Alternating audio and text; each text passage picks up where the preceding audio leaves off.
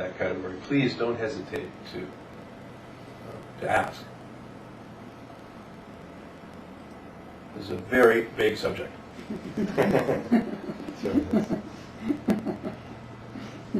And what I talk about is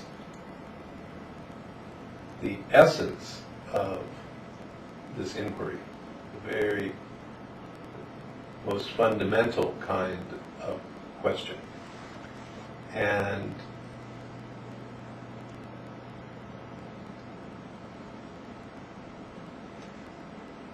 the essence is what we talk about in this teaching as consciousness. And consciousness is the term in this teaching that we use to be synonymous with God or source or oneness or Tao. There's lots of words, but what it's pointing at is that which is essential, that which is animating everything, not just human things, but what constitutes the fibers in the carpet, what is flowing through the computer, what is activating the thought processes in our brain, that is moving the moon through the sky and causing the waves to break on the beach. What force is common to all of that? And that, I mean, it's a very essential kind of question. And it is not a question that really is answerable. That which is this animating force, that which is essential, is not a thing. And that's where, I mean, when we get right down to it, it's not an object. And the only thing that we can possibly know is something. And so this that we're pointing at, not being a thing, not being an object that we can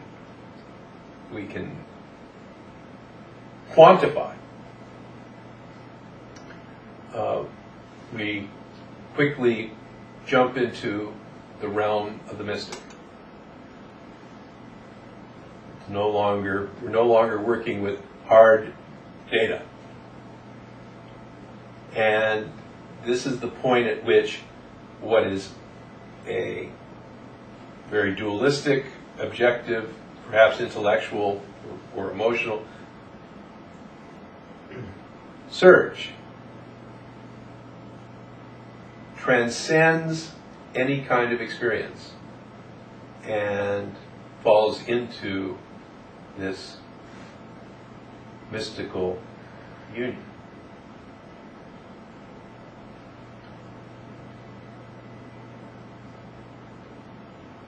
So this is what we're about.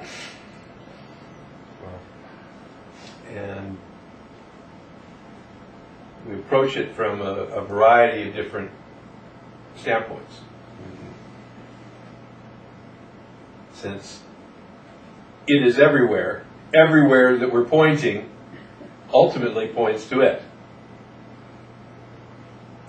And so, as so many teachings are focused in nature, that you are homing in on something, you're seeking something or searching for something or wanting to understand something. This teaching actually goes the other way.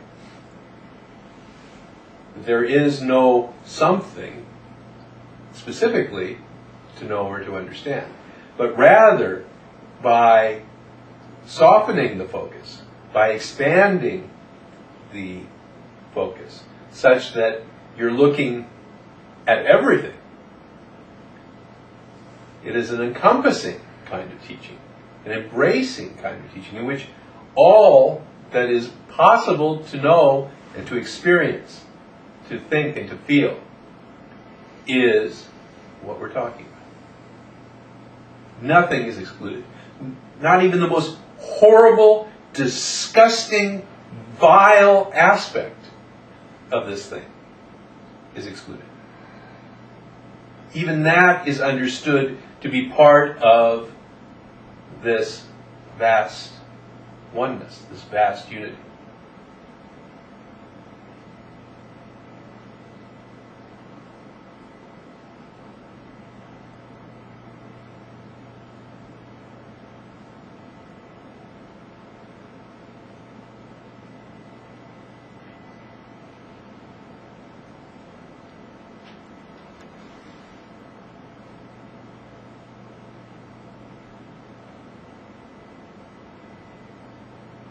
And of course, one aspect of this vast unity of considerable concern to George is George. And so we can start with that concern. I mean, it's a very common one. And so you will find quite a community of people who are concerned with themselves ultimately, as in everyone. That cannot help but be, just by the very structure of the meat, the structure of the organism. As a sensory organism, the senses relate back to this. And so there's a primary identification with this which is sensing and thinking and feeling. So,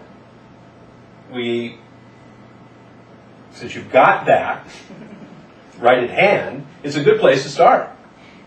So, I mean, you take it with you all the time. You've got it there. Whenever you don't have to send out for it. You don't have to. So, with that here all the time, it's a very good place to begin this query, begin the search, begin looking at what's going on. Because there is this sense here of something. There is presence. And it is that presence that is before even Georgeness. There is something, an animating force, that is what expresses as George, what expresses through the organism to make Georgeness happen. But that quality is pre-George.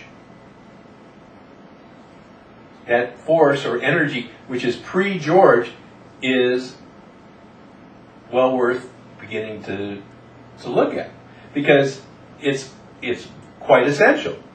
It is what makes George possible, and what makes everybody else possible too. See, because it is that same force that animates everyone else as well as animates George. So that common energy, that common force,